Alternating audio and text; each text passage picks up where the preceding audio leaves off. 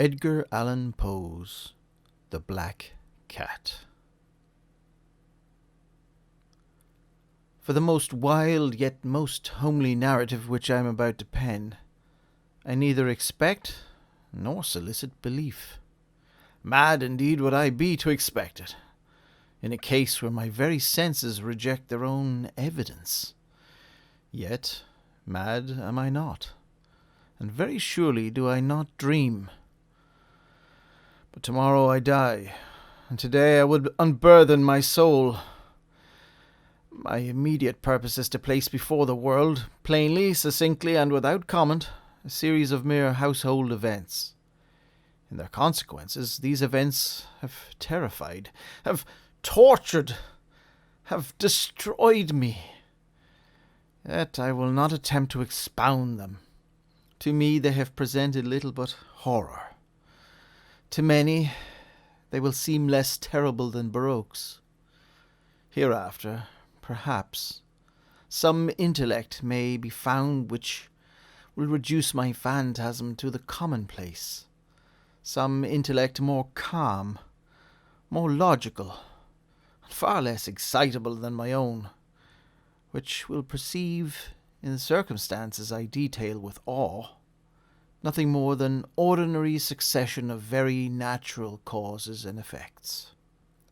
From my infancy I was noted for the docility and humanity of my disposition. My tenderness of heart was even so conspicuous as to make me the jest of my companions. I was especially fond of animals, and was indulged by my parents with a great variety of pets. With these I spent most of my time, and never was so happy as when feeding and caressing them.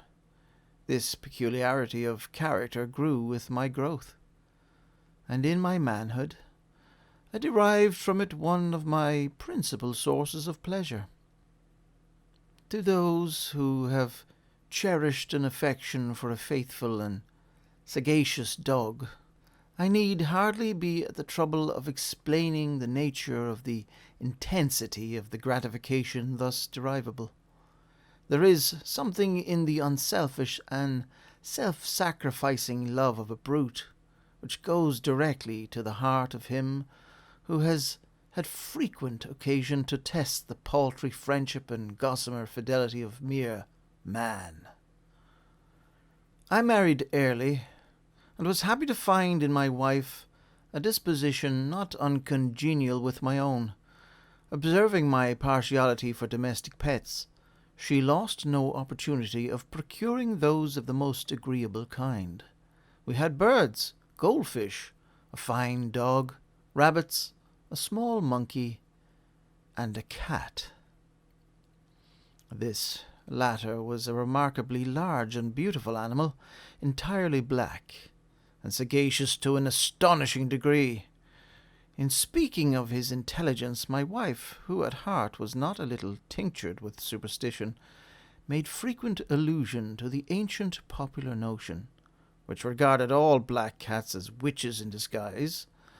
Not that she was ever serious upon this point, and I mention the matter at all for no better reason than that it happens, just now, to be remembered.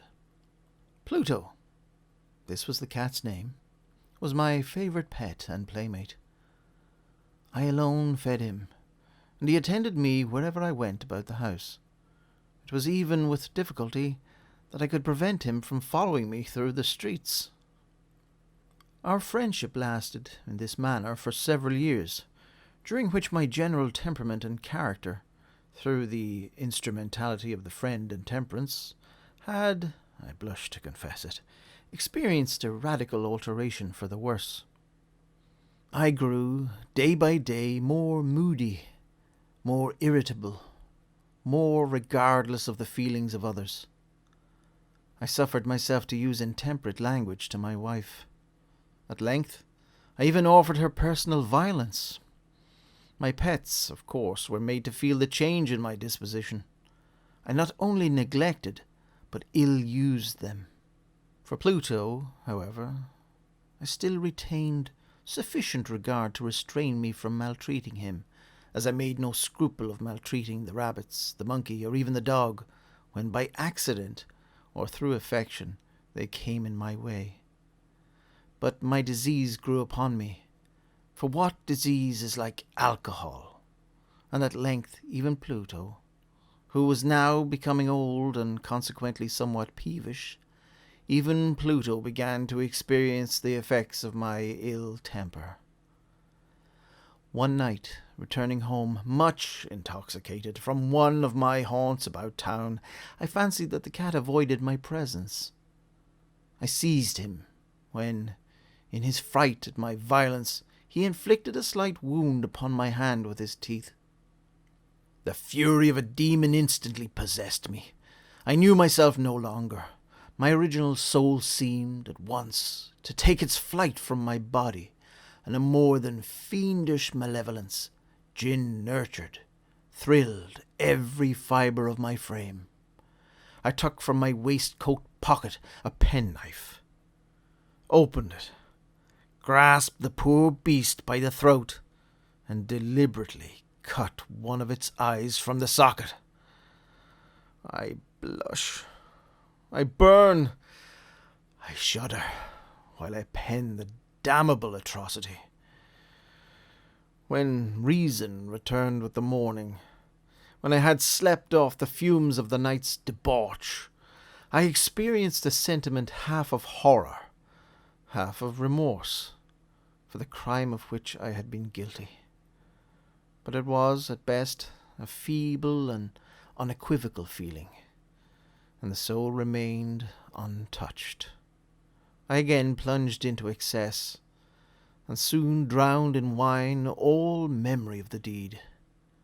In the meantime, the cat slowly recovered.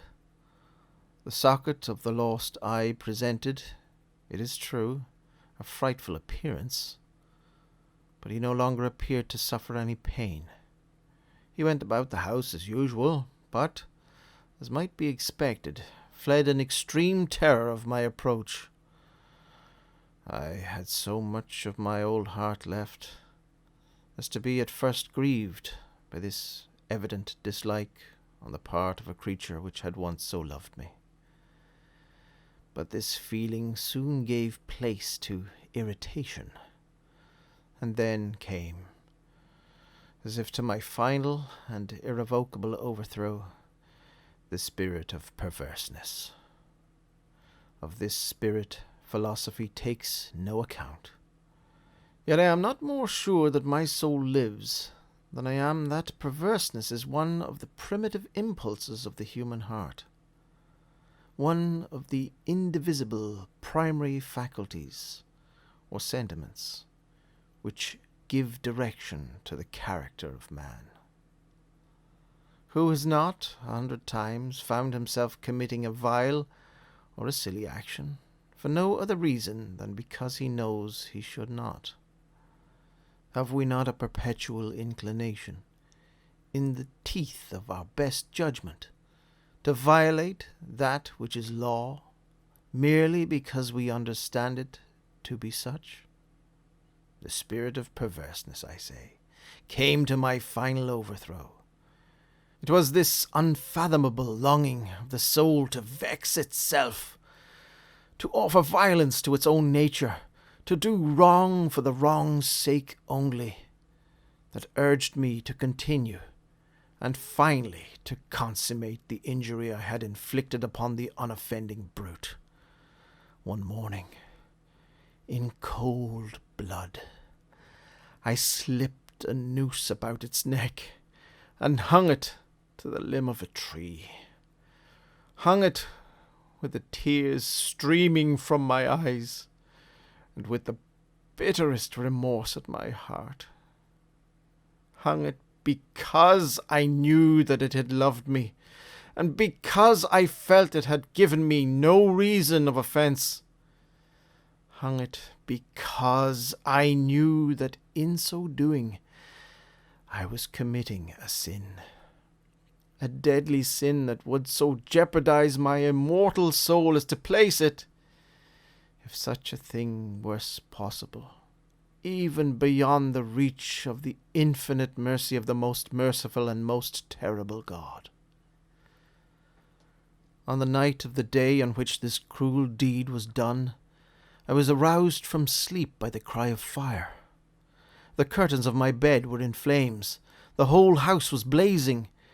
It was with great difficulty that my wife, a servant, and myself made our escape from the conflagration. The destruction was complete. My entire worldly wealth was swallowed up, and I resigned myself thenceforward to despair.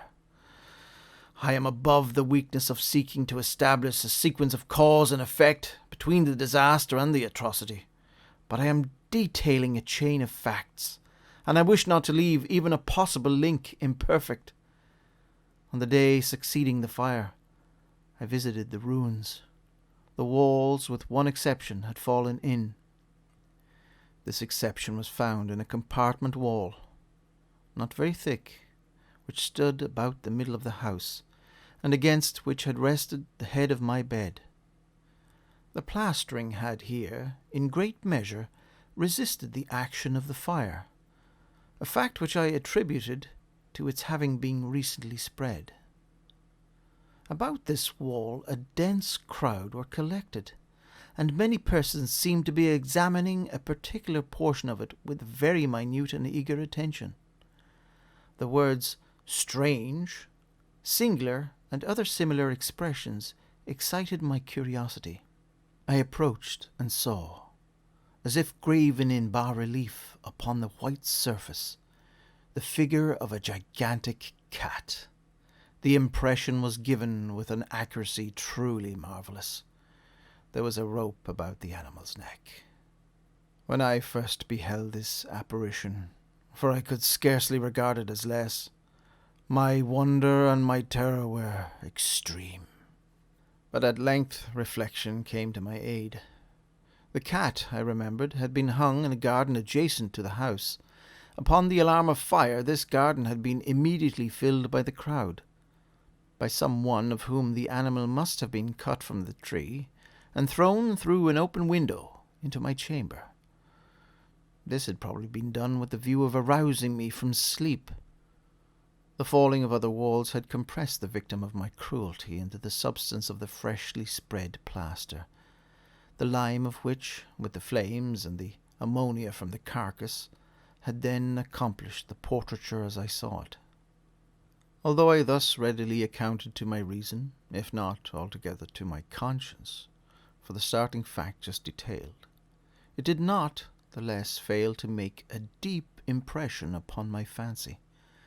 For months I could not rid myself of the phantasm of the cat, and during this period there came back into my spirit a half-sentiment that seemed, but was not, remorse.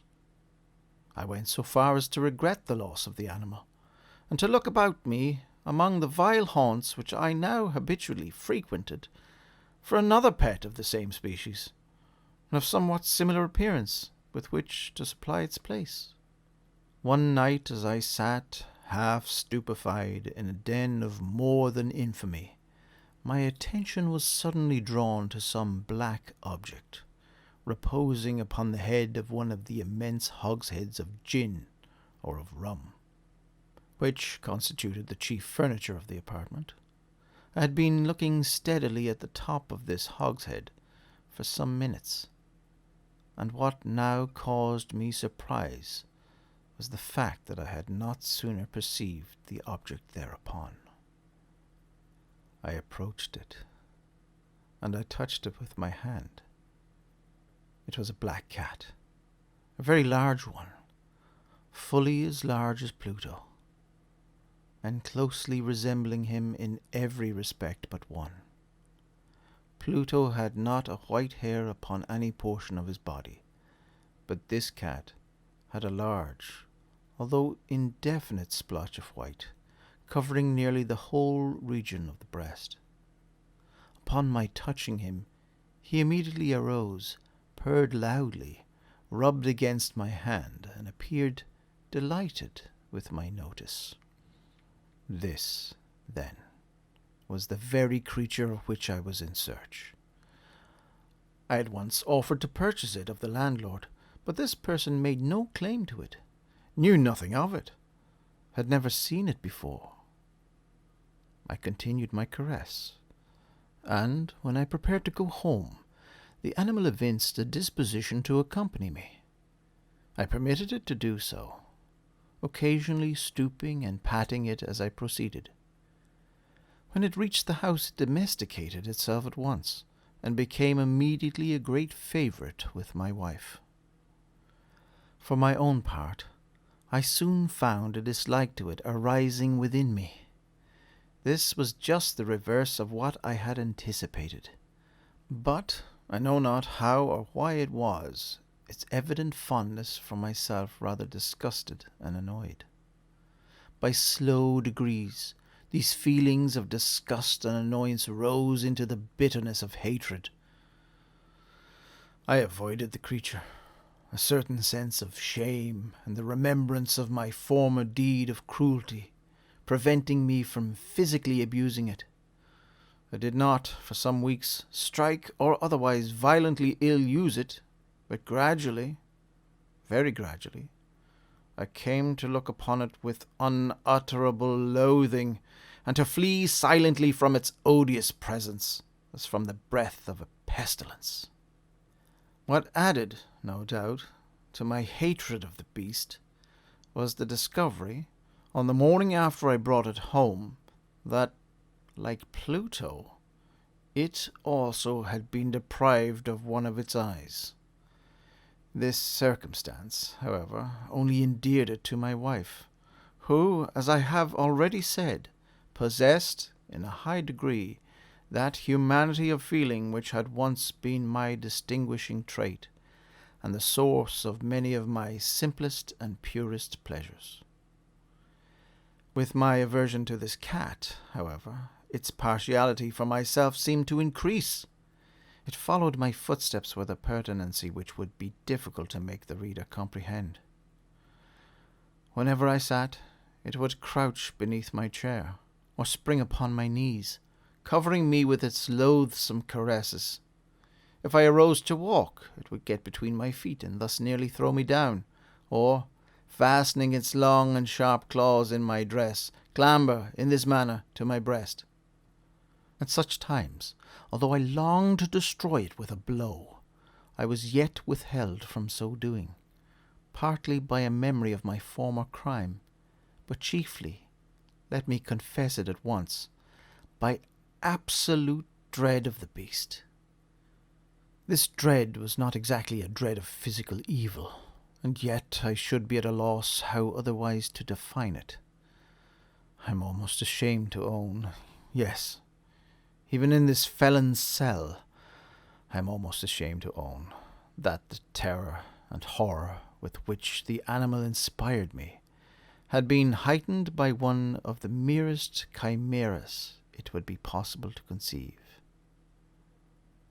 My wife had called my attention, more than once, to the character of the mark of white hair, of which I have spoken, and which constituted the sole visible difference between the strange beast and the one I had destroyed. The reader will remember that this mark, although large, had been originally very indefinite, but by slow degrees nearly imperceptible, and which for a long time my reason struggled to reject as fanciful, it had, at length, assumed a rigorous distinctness of outline. It was now the representation of an object that I shudder to name, and for this, above all, I loathed and dreaded, and would have rid myself of the monster had I dared. It was now, I say, the image of a hideous, of a ghastly thing, of the gallows. Oh, mournful and terrible engine of horror and of crime, of agony and of death! And now was I indeed wretched beyond the wretchedness of mere humanity, and a brute beast whose fellow I had contemptuously destroyed, a brute beast to work out for me a man fashioned in the image of the high God, so much of insufferable woe. Alas, neither by day nor by night knew I the blessing of rest any more. During the former the creature left me no moment alone, and in the latter I started, hourly, from dreams of unutterable fear, to find the hot breath of the thing upon my face, and its vast weight an incarnate nightmare that I had no power to shake off, incumbent eternally upon my heart. Beneath the pressure of torments such as these, the feeble remnant of the good within me succumbed. Evil thoughts became my sole intimates, the darkest and most evil of thoughts. The moodiness of my usual temper increased to hatred of all things and of all mankind, while, from the sudden, frequent, and ungovernable outbursts of a fury to which I now blindly abandoned myself, my uncomplaining wife, alas, was the most usual and the most patient of sufferers.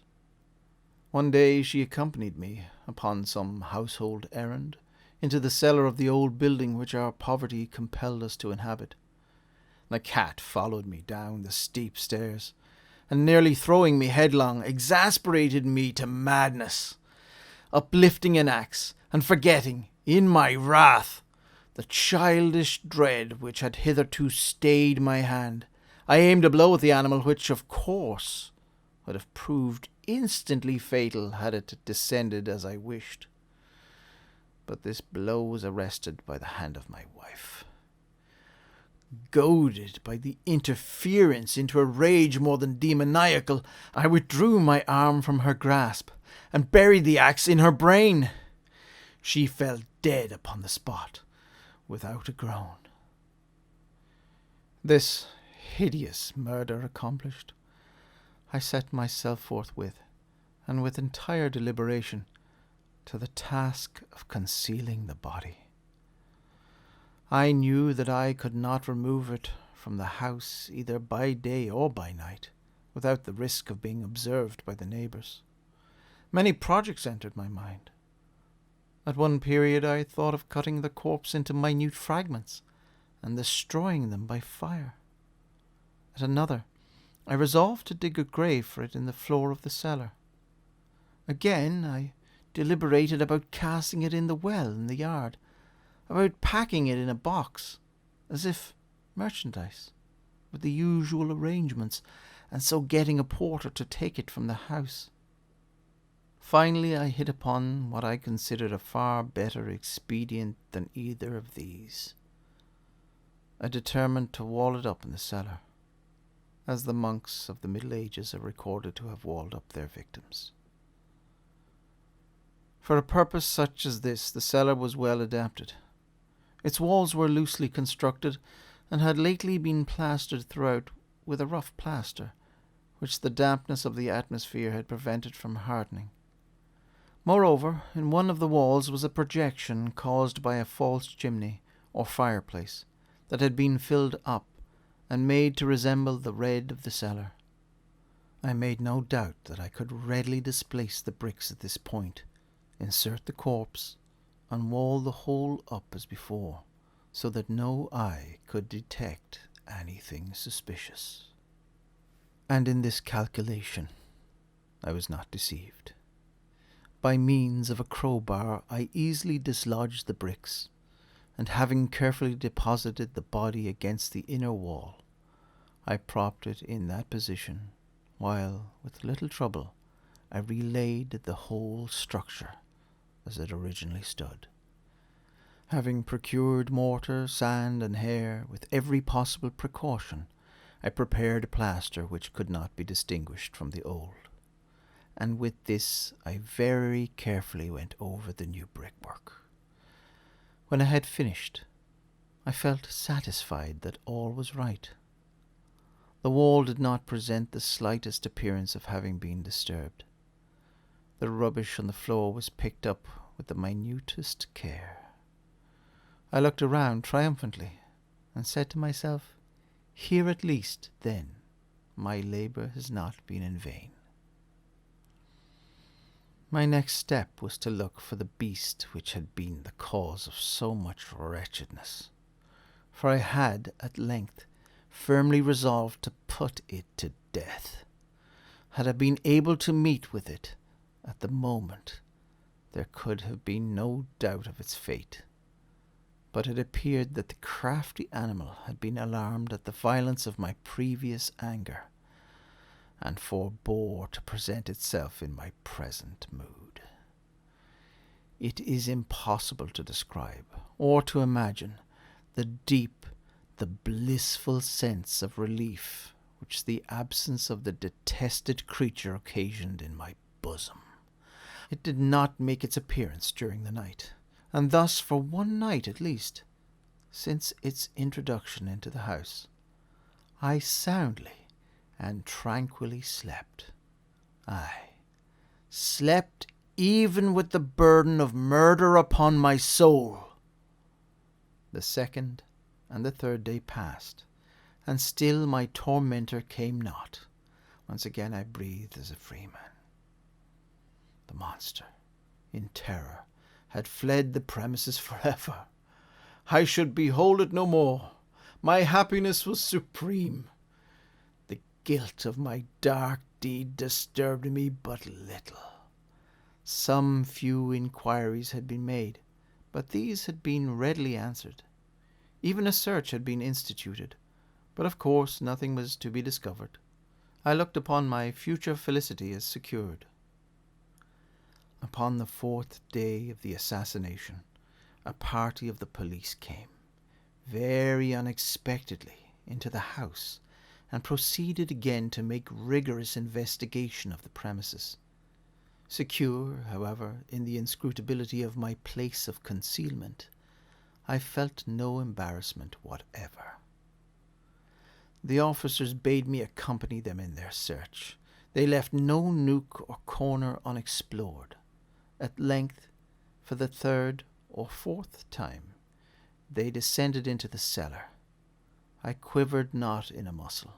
My heart beat calmly as that of one who slumbers in innocence. I walked the cellar from end to end. I folded my arms upon my bosom and roamed easily to and fro. The police were thoroughly satisfied and prepared to depart. The glee at my heart was too strong to be restrained. I burned to say if but one word, by way of triumph, and to render doubly sure their assurance of my guiltlessness. "Gentlemen," I said at last, as the party ascended the steps, "I delight to have allayed your suspicions. I wish you all health and a little more courtesy. By the by, gentlemen, this is a very well-constructed house." In the rabid desire to say something easily, I scarcely knew what I had uttered at all.